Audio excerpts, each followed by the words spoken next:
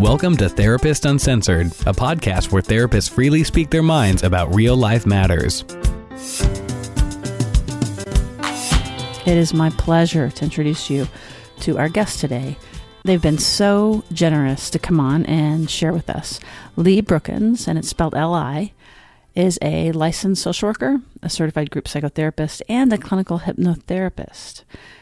They work out of Boulder, Colorado, and they created the Umbrella Collective, which is a group that specializes in psychotherapy for those with intersecting identities. So let me read a quote that Lee shares in their bio. I believe that each client I work with has an inner knowing that is seeking to be uncovered. I see my job as helping my clients excavate that knowledge so they can empower themselves to make meaningful changes in their lives. Now, who does that not apply to? So without further ado, let's get right to the show. I am so excited to introduce everybody to Lee Brookens. Welcome to the show, Lee. Thanks so much. I'm honored to be here. We have so much to talk about. I am thrilled that you were willing to come on. And one of the things I noticed that I just want to mention, it's sort of interesting, is something that I do hear quite a lot about when we begin to talk about gender and sort of identity and identity development, is the anxiety of saying the wrong thing or getting it wrong or hurting feelings, or being misunderstood yourself. Like, hey, I'm a good person. I'm screwing this up, not because I mean to harm anybody. So I want to invite you to live on air. If I say something that you think that would benefit the community or to enlighten me, I want to really invite you to just stop me and say, hey, Sue, well, you might think of it this way. Is that something that's an okay thing to ask or that you'd be comfortable with? Absolutely. Yeah, I think that it's a two-way street, and I both need to come and speak up when it doesn't feel good to me, and I hope that you come to me with when things don't feel right on to you too, and that we can kind of keep each other accountable in that process. I think that's the best way to approach it. Oh, that's awesome. I love how you said that, because I know that some of the anxiety is this notion of, again, getting it wrong or something like that. And this idea of it being a two-way street is just really inviting and relaxing for everybody.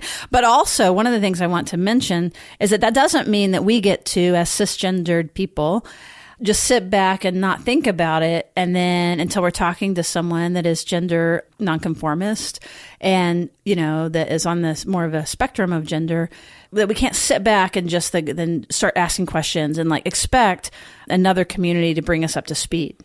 Yeah, that's totally true. And this might be a bit of a tangent, but I get asked to do a lot of talks about transgender identity in clinical practice, and then a lot of people want me to do it gratis, but as a transgender person who identifies as non-binary, it takes from me, it charges me emotional toll to present myself. And so I just want to put it out there to the world that to be really mindful of what you're really asking, because it's not that I'm presenting on something that isn't extremely personal to me too. It's like both and, and so that cost taxes me, if you will. And I love it because I think that is really, really, really important. It's one of the most private, intimate, vulnerable, it's just so highly personal, and no one else gets sort of examined about that. And people aren't free to just come up and ask very highly personal questions. So when you are willing, and not everyone is, and that's part of what we want to emphasize, but I just want to acknowledge your generosity about coming on and sharing this with us and helping everybody kind of get on board and understand what the issues are and what we can do to continue to make the world a more recognizing place and a more welcoming space and a safer place for everybody. Absolutely. I'm super passionate about getting that message out there. Yeah. So in that vein, would you be willing to just share a little bit about how you came to understand yourself and be able to say who you are in such a really wonderful way that you just did a moment ago? Absolutely. Yeah. So in my hindsight is 2020. I grew up in a family and in a society like a lot of us did where we lacked the resources to really recognize a non-binary gender identity that I have today. And so for my family and for me as a young kiddo around 6 years old, I knew that I needed to act like a girl. And my mom tells me, I don't remember this myself, but my mom tells me that I told her on a ski chairlift one day that I wanted to die when I was 6 years old. Mm. Oh, God, that's terrible. Yeah. And so she did what any concerned parent would do. She took me to therapy. Well, not what any concerned parent would do, but what some concerned parents do that have the ability to access therapy. So I went to therapy as a really young kid, and I went multiple times a week. And I never really, as a kid, through my child eyes, I didn't really know what I was there to talk about. And I remember feeling so much angst about what was I going to talk to the therapist about today. And I remember driving, it was a 20-minute drive, and I would sometimes get really anxious thinking, like, what am I going to talk about today? And I really didn't know. Where was this, if you don't mind, like, just so we can kind of, when you say it's a 20-minute drive? Yeah, I grew up in Englewood, Colorado, and we drove down into Denver to, like, the Cherry Creek Therapist Central of Denver. And I saw a very predominant psychiatrist there who worked with children. And so I saw him in this gorgeous office that had a separate place where his adult clients would lay down and he would do analysis. And then there was a separate suite for kids where it was all play, all games, a basketball hoop, a punching bag in the playroom. And so I would go in there 2 or 3 times a week. That's great. Did you play basketball?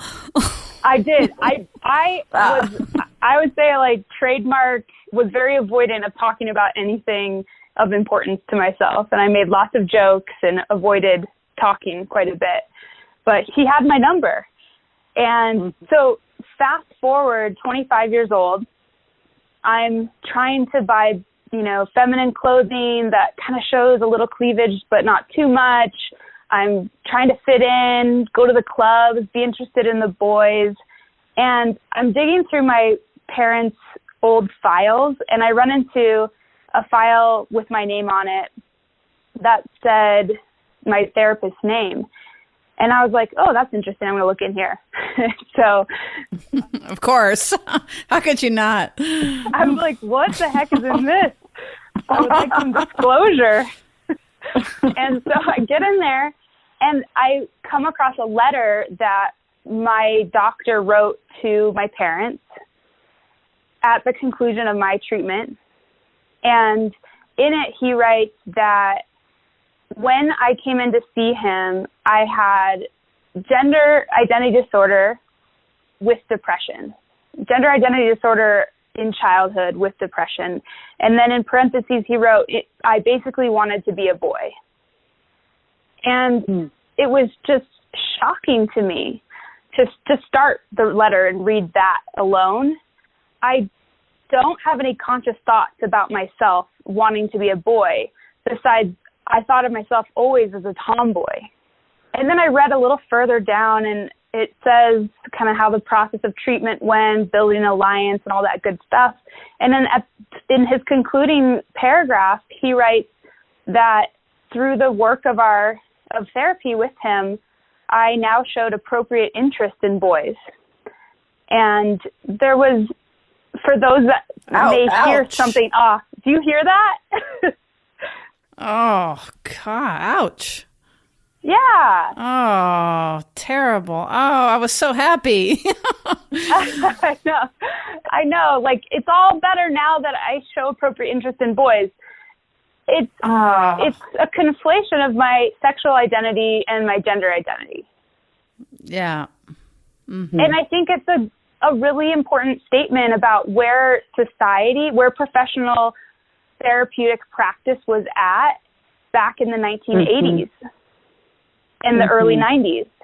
It was the idea that if a child comes in presenting as a different gender or wanting to be of another gender, we treat their future potential homosexuality. Right. It becomes about sexual orientation instead of gender identity. That's exactly right. And so I think that it was a shocking letter to read, and I didn't have, I would say, like the sadness and anger and rage that I have about it today. But at the time, I was more in shock and wrestled with it. And it wasn't but a year later that I came out as a lesbian. I was 26 years old. And then within 3 years of that, I came out as transgender. And as little credit as I want to give this therapist, little credit, I do believe that reading that letter and seeing that he saw those pieces in me was extremely and continues to be extremely validating. And it makes me just think about like what he had that you didn't have was a way to organize what he was seeing. And even though he did the wrong thing with it, I get what you're saying is like you were recognized. And that's what doesn't happen. Like there's an invisibility even to yourself, it sounds like. But to him, you weren't invisible. He saw you. And he really saw you, and he could organize what he was seeing. But that we can't organize ourselves without being seen. Yeah, exactly. Yeah, and that's like that concept is so powerful. And I see it all the time in my practice. Our clients can't organize themselves, and sometimes they get some organization by being seen in therapy. Absolutely. I'm just really already really touched by this whole notion of, even though, again, he was just happy that you got your orientation right for the moment. And I'm saying that in quotes, right? Like, obviously, at that point, so here comes in the gender pronouns. And at that point, she was interested in he and him. And then therefore, that's attributed to the therapy. And the issue is resolved. Your gender identity issue is resolved. Yeah, exactly. Exactly. I'm taken care of. Wow, what a wonderful thing then to stumble upon, just from the standpoint of the gender piece of having it named. It sounds like that was really freeing for you and helped you find yourself. Oh, yeah. And the timing of that was I had just started my own therapy for myself, paying by myself in Seattle, Washington, with a therapist there. Wow. Those are some juicy sessions right there. Right? I was like, what is this? And at the time, because like, obviously the big carrot of that letter was the gender identity disorder. Like, what? Right. And she and I explored it, and she goes, well, did you ever want to be a boy? Do you want to be a boy? And I was like, no. Not that I remember. Which is so funny, because I think there was still this really slow, I don't know if the right word is implicit, but a slow awakening within myself that took a lot of time. Right. But even in the language of her asking, do you want to be a boy? And what you're saying is, no, never. So like a conscious thought of, I want anything isn't part of this. It's not like a top down, I'm deciding this. It really is like this emerging nascent sense of yourself, right? Right. Because I do think that gets confused by a lot of people of like, well, I could just decide that I'm this or that, as if that's what the process is. And that isn't at all typically the experience. I'm wondering, I guess. I mean that as a question mark. I think that's a really unique way of looking at it. I hadn't considered it that way, but I'm just in chorus saying yes, because I think it makes a lot of sense to me. And, you know, is even in terms of like inquiring with our clients about their gender, you know, that is almost a great way to go about it, right? To kind of understand more implicitly, instead of explicitly, or like what it just is rather than what you choose it to be. It makes a lot of sense to me. Yeah. So how does that look in therapy? Tell me Well, I'm sorry, I'm not meaning to lead it. You were actually, your story was evolving and I just got too excited and jumped in, but I wasn't sure where we are on that. Well, I mean, like if there was more you wanted to say about your personal sort of self-discovery. Yeah, let me check in on that. I do think there is something really cool about the way that I discovered my gender identity, which is that I felt like I could not really get in touch with my gender until I started to study gender.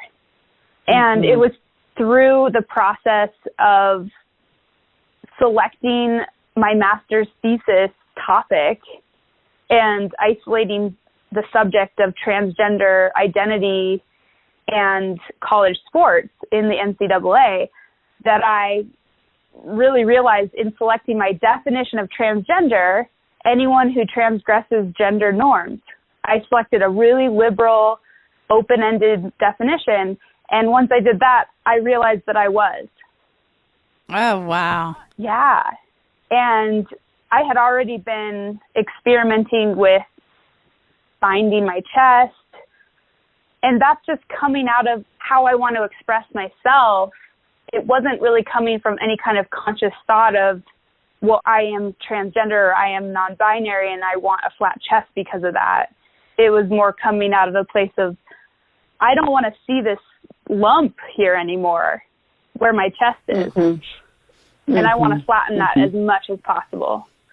And so it was sort of just that both those things were happening for me in grad school, and I put them together. It really helped to both have the education of it, or the readings that I was doing that was narrowing my thesis topic down, but then also have my experiential process happening with, other classmates that I would involve in, having them help me bind my chest with an ace bandage, and it was like playful and fun, and I could really own it that way when I was playing.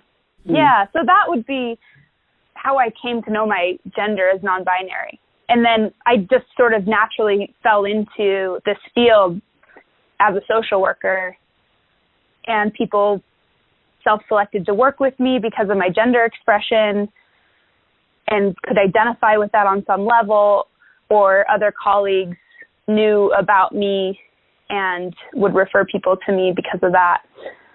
So that's probably the end of the introduction. We haven't already spoken long enough.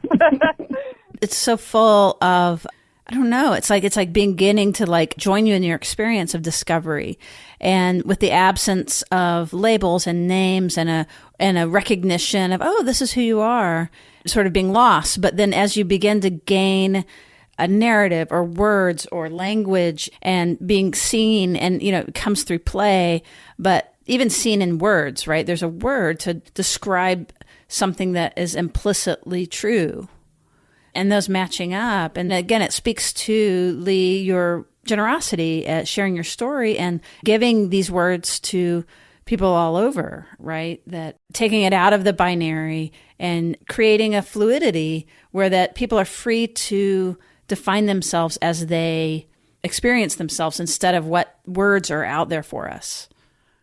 Yes. Yeah, exactly. It reminds me of an author, Sarah Silverman, she writes in modern psychoanalytic theory. And she wrote a really great article on a transgender client she was working with. It was something called the colonized mind. Oh, interesting. It was so fascinating.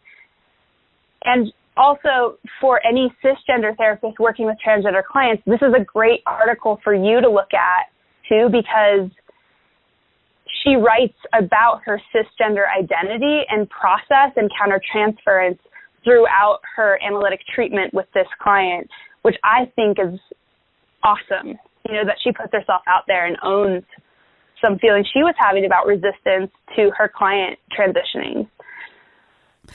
Oh, that is incredible. So wait, can we slow down? So when you're saying cisgender, can you say what you mean by that for folks that don't quite snap to what that means? Absolutely. Or just haven't been, I don't mean don't snap, because that means that you already know and you're pushing it out or something. But what I mean is really haven't been exposed to some of these terms. So cisgender means? cisgender means people who identify as the same sex that they were assigned at birth. And it's in opposition of transgender, somebody who identifies as another gender from the sex they were assigned at birth. And so you're saying sex assignment, is that the same thing or different than gender assignment? Well, a lot of people use sex and gender interchangeably. And I think when I think of my gender identity, I don't think of it as my sex identity or my sex expression in the biological way of it. I just think about it as gender, this societally constructed term of gender that is much more of a lay term in our society, right? Right. XY chromosome, XX chromosome is sex identity, and experience of oneself and, the social construction of sex is gender identity.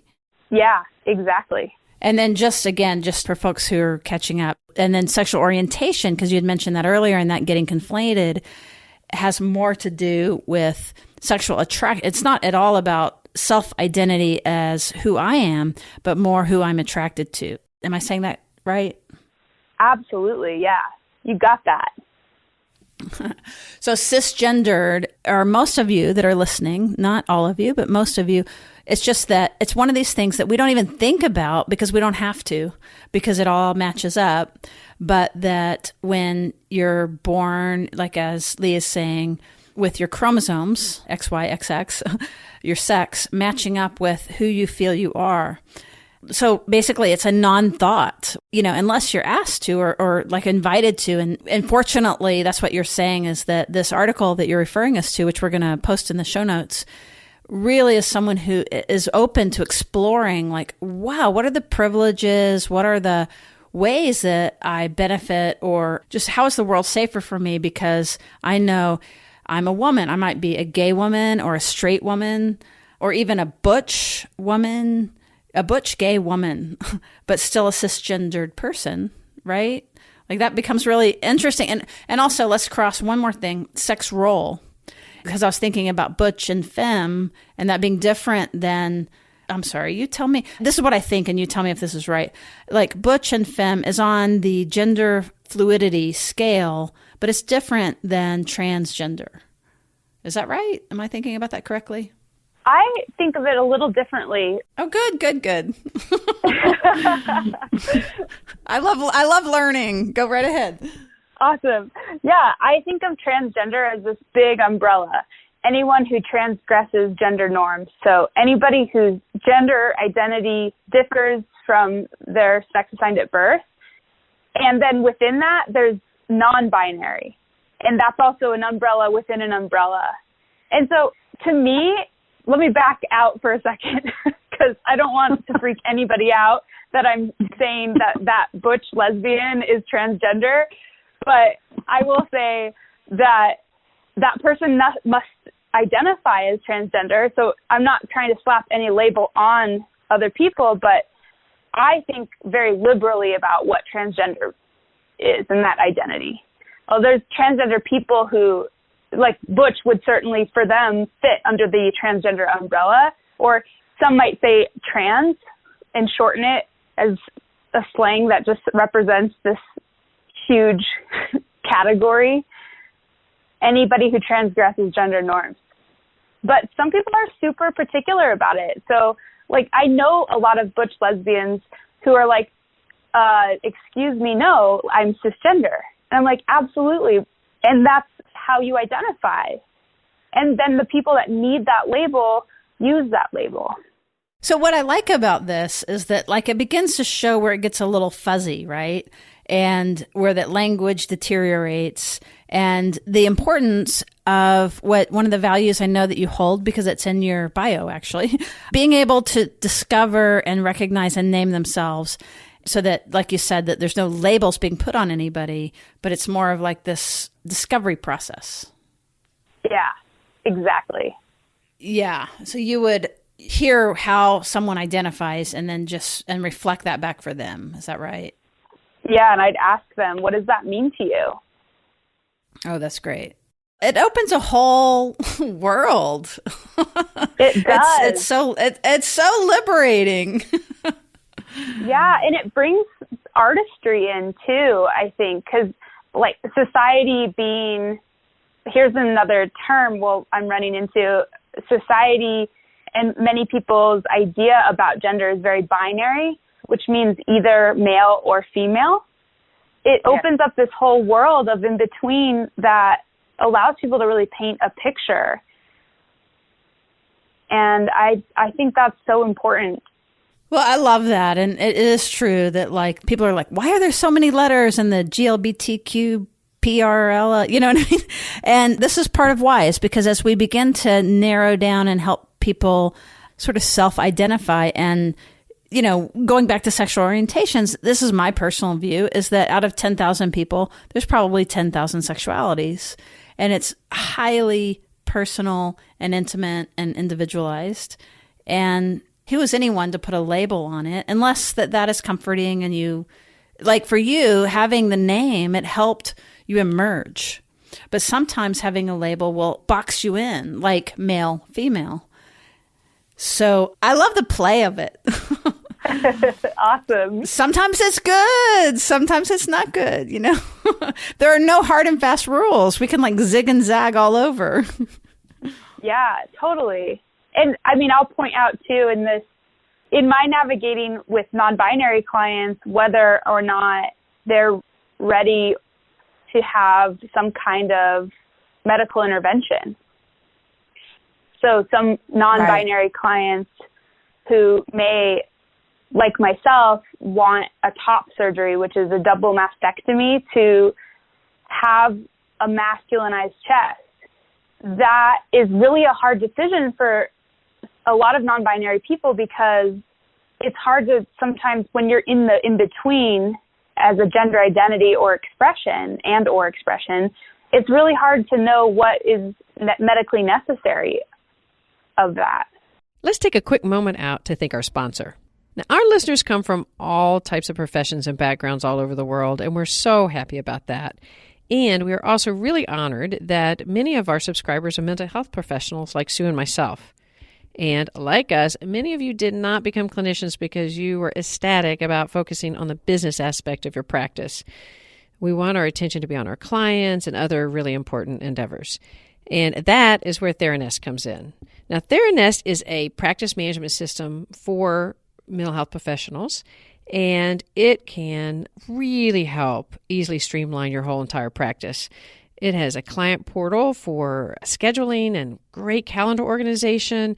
It has HIPAA-compliant notes and documentation, one-click claim submissions, credit card processing, and one of the really great parts also, it has a really amazing live customer service.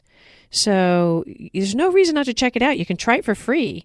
And as a listener, they are offering you 20% off for the first 3 months. And how you would get that is you would go to Theranest.com/Therapist Uncensored. We're also will have a link on our website. So that is Theranest.com/Therapist Uncensored. All right, let's get back to our show. I'm totally following you. There are two things that came to my mind. One was you said ready to, which sounds like a process towards something. You know what I mean? So is that necessarily your experience? Is like, like you get on, that there's a process that goes towards sexual reassignment surgery. That was one train of thought I had. But then the other was going back to this notion of in between. And it made me think about pronouns, and that we should probably touch on pronouns and your own pronouns and how that works and how you came to find that. So either direction, it's open the air, however you want to go. Yeah, well, let's name the pronouns and work through that, and then jump on medical transition process, because I think both are really important. Pronouns are one of the best ways that society can recognize a transgender person, by what pronouns they use. And I say that specifically what pronouns they use instead of what pronouns somebody prefers. Because it's not a preference, you know, it's what my pronouns are. And for me, my pronouns are a non-binary pronoun, which is they, them, and theirs. Commonly misunderstood by cisgender people, by society. People have often told me things like, well, that's a plural pronoun. And the good news is it's not the case anymore that it's just simply a plural pronoun. We have grammatically always used they when we don't know the gender of somebody. Right, it's more neutral. Yeah, somebody knocked on the door and they knocked really loud. They knocked really loud, right. Exactly, yeah. And not but maybe 3 years ago, the Oxford Dictionary accepted they as a pronoun use for gender, non-binary, non-conforming people. So that was huge news that blew up 3 years ago. And I love in my trainings when people ask me about that gender-neutral pronoun, they, them, theirs. I love sharing that information. It feels so it feels like I don't have to defend myself because the Oxford Dictionary does. But also, even the argument is that it's plural versus singular. And I think that that's what we're talking about, right, is fluidity. And it's not either or, it's both and, right? Is that how I understand it? The whole idea of it is, again, not boxing one in, but keeping it neutral. Yeah, and those are my preferred. That's so funny. I just almost said my preferred pronouns. They are preferred, but they're also my pronouns. Yes. And just to say more about that for our audience, it would be like, let's say there's a cisgender heterosexual person listening, right? So what that means is a woman who was born a woman and knows they're a woman and, loves men. And so it would be like saying, oh, you prefer to be called a woman. No, it's not that I prefer to be called. I am a woman. And I think that's the point you're making about taking out. It's not a top down. And by top down, and again, many of our audience is very familiar with neurobiology because we've been talking about it for a long time. But top down meaning it's a conscious thought that then goes into our body. It's not that. I think the point is that it just is. So a she that is a cisgendered she is just a she. It's not a preference. And what you're saying, Lee, is that it's not a preference. It's your experience of yourself is they, not she. That's correct. And that's awesome. I just like putting words on it because it's like getting people off their high horse about, well, what? Why is that? And how come you make us do that? And things like that. It's more of like, no, it would be the same thing as someone always misunderstanding you. And I think that people can sometimes better relate if you think of race or sexual orientation, some things that might be more immediately familiar to more cisgendered people. Mm-hmm. That if you can find that feeling of not being seen or not being recognized, that I think that's what you're conveying, is that it's not a top-down preference. It's what makes you feel seen. Totally. Exactly, yeah. And for me, what non-binary means to me, that question that would be great to ask any client who comes out as transgender to you as a therapist, is what it means to me is I feel both female and male. I feel a little bit of all the genders. So they is perfect for me. Yes. And so I like you saying, these are the way to approach it. So those questions, what does it mean to you?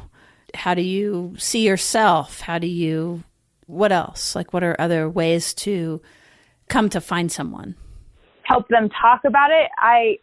There's so many ways. This is a whole new chapter, because I do find that sometimes people come in the office and they don't have that language to describe themselves. So us asking questions that really open up and are open-ended are so important. So, what does that mean to you, that identity? Yeah, and what expression represents that identity to you? Are you there yet? Would you like things to change? If you wanted anything to change, what would the change be? Mm-hmm. Just exploring that with people. I love that. You do? Yeah. Absolutely. It's because, it just leaves so much room. So it's the opposite of what a lot of people, I think, misunderstand, which is that it's imposed. That if someone feels a little tomboyish, that someone labels them as transgender, and then all of a sudden they're on this transgender train, and you know what I mean? I think that's some of the fears in the wider culture. Oh my gosh. I have a 8-month-old golden doodle sitting here with me, so just to give you a visual. So go right ahead. I'm sorry. Join the conversation. That's all right. So does that sound correct? Yeah, it definitely does. And I definitely organize myself when I'm working with trans clients. I organize myself with them around, are we doing therapeutic work toward you accessing medical services, or are we doing therapeutic work in general? And if somebody has any kind of medical transition goal, they may need a letter from me as a gatekeeper as part of the World Professional Association for Transgender Health and their standards of care. So I think there's just sort of two different paths to take with someone who comes out as trans to me in session. Is I assess if they need something from me, and then if that's the case, we go into sort of an assessment pathway and get that completed with and out of the way, versus if they're just coming out as trans and we're just talking, or we're going to talk about all the other aspects. Right, or their anxiety or their depression or whatever is coming up. Yeah. Right. And certainly being trans touches every aspect of a person's life. So yes, it intersects with depression, it intersects with anxiety, it intersects with family and interpersonal relationships and work relationships. And some people aren't really there to talk about their trans identity, and I really honor that. So I really let the client self-dictate the pace of talking about trans identity. And I don't bring it into the session. They bring it into the session. Right. So the notion of being trans isn't necessarily diagnostic or treatment goal. It makes me think of gender dysphoria versus transgender. Yeah, that's exactly right. So if there is an element of gender dysphoria that they are looking to resolve with. And Lee, can you say what gender dysphoria is? Yes. Gender dysphoria is somebody's discomfort with their gender or sex assigned at birth.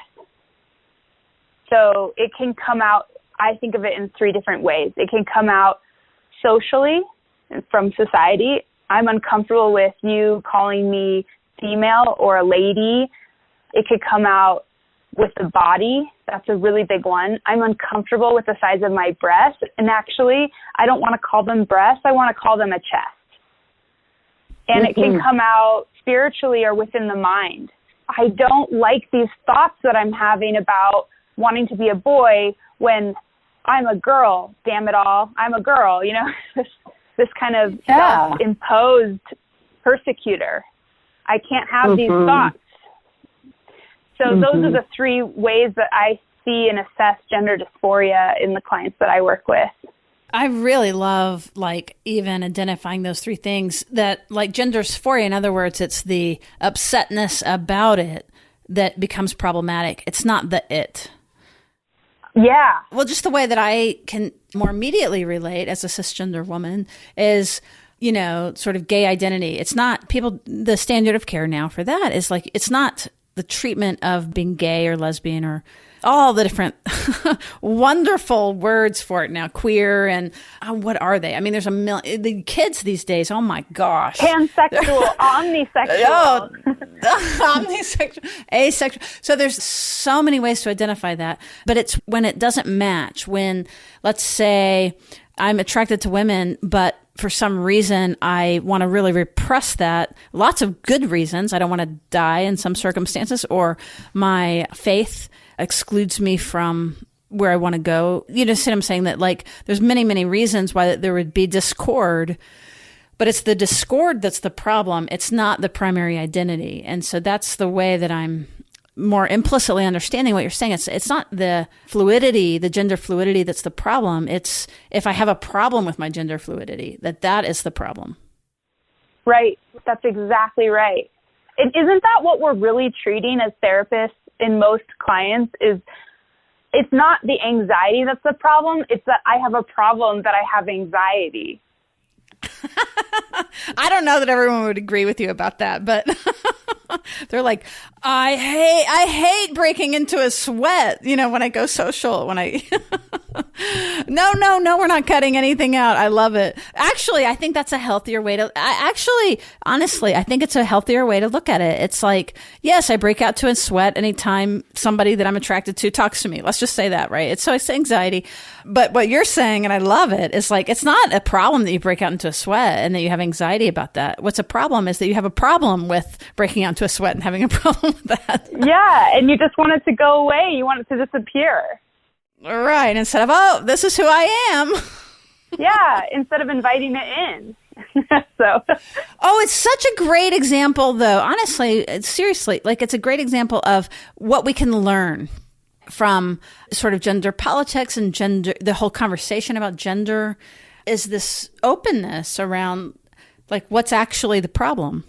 And, I think about that related to sexual orientation. Like there's so much for heterosexual people in the world to learn from the way that, for example, two women come to find labor distribution or like all the normal things that couples have to figure out, or two men that are able to talk about the chest of the guy around the corner and, not go to the ceiling about that like there's a lot to learn from folks that aren't on the script.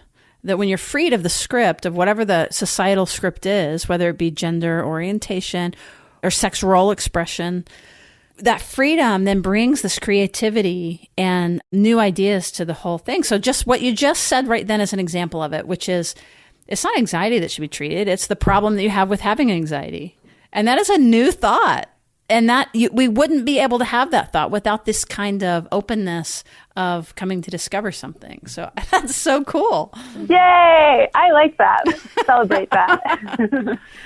New thought. It's very cool. So is there anything else? You had mentioned a reference. You mentioned two references so far that we're going to put in the show notes. One was an article, and then one was, can you say that again so that people can hear it? One was the article. I can't remember the second one. Well, two that I know that you have mentioned off air. One was the one that you refer families to. Oh, yeah. Okay. So when I work with families, I always refer them to the genderspectrum.org, genderspectrum.org. They are a wonderful resource for children, teens, young adults even, and families. And they have resources within the family dynamic. They have resources for in school, and they even have chat rooms for families and for parents. It's just huge. And then the other resources, I think for therapists who work with the transgender population in any way, shape, or form, they really need to familiarize themselves with the WPATH standards of care. That's the WPATH I mentioned earlier. That's the one, is the World Professional Association for Transgender Health. Yeah. And so that's a huge, I think it's about 80 to 100 pages now. The first one was written in 1979, so it's been around for a long time. And it has the most up-to-date standards of care. And they are meant to be read not like a rule book, not like rules, but like flexible guidelines. So I use that flexibly with all of my clients who are seeking any kind of medical transition, which means hormones or surgeries. And I think anybody wanting to work with this population should consider becoming very familiar with that document. I love that we got that. I mean, that's one of our big points, right? That like, if you're a therapist listening and you have anybody on the gender spectrum, to refer there. And I actually have it up on my computer. It's wpath.org. And there's all kinds of information there. And then the other one, I think you may have already said it, genderspectrum.org. Both of those are really fantastic resources that I also just really highly endorse and recommend and learned a lot from going to before this interview. So I think that is fantastic. So Lee, can you tell us, so there's two things that I was thinking. One is I have so many more questions that I know we're not going to be able to get to on this podcast. And I just want to bookmark them because maybe at some point we can come on again if you're open to it. Like this is like an introductory thing, right? But I was thinking about children. I was thinking about adolescents, children that already have an organized sense of themselves, adolescents that, sometimes it doesn't happen until puberty, and then sometimes it doesn't happen until adulthood. And those are different experiences. That is super interesting to me.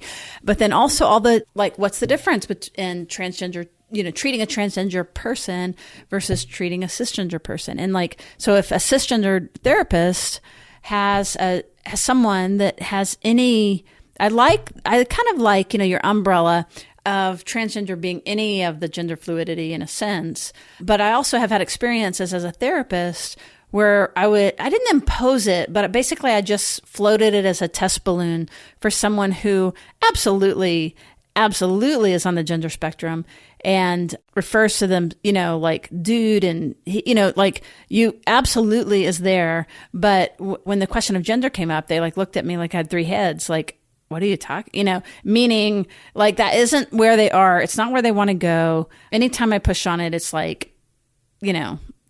not make something of this that it isn't. Right.